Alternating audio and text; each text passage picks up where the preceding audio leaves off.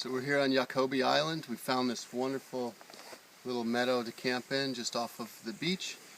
But we can see as we wander around here that the animals like it a lot too. There's sign of Sitka black-tailed deer and also brown bear. This is some great brown bear habitat out here. And brown bears are omnivores. Their diet changes through the season.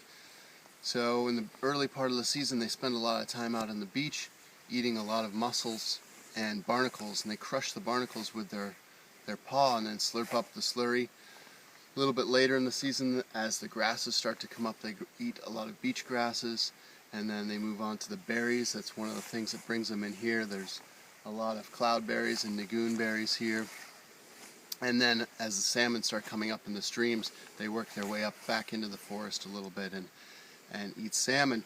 And that's a really important part of the ecosystem here. When the bears drag the salmon into the forest, generally they only eat part of it. That allows the rest of the salmon to be foraged on by other animals and also to decompose and bring some of those ocean nutrients into the forest. And that's part of the web of life here in Southeast Alaska. So as we walk around looking for a place to camp, we want to take a look at what kind of bear sign is around. Here we see some scat, several piles of scat around, and then we see a very defined bear trail over here.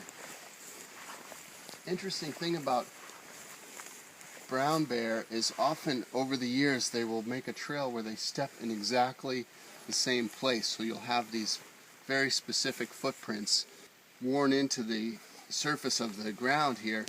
So you can see that there's a very defined trail all along the perimeter of this camp. We make sure that we camp far away from that, far away from the piles of scat, and also use proper bear safety practices. We carry all of our food in bear-proof containers, or we hang it in trees, and we do all of our cooking and eating in the intertidal zone, so we're not leaving any smells or bits of food around. When the ocean comes in, high tide comes in, it will wash away any trace of our food.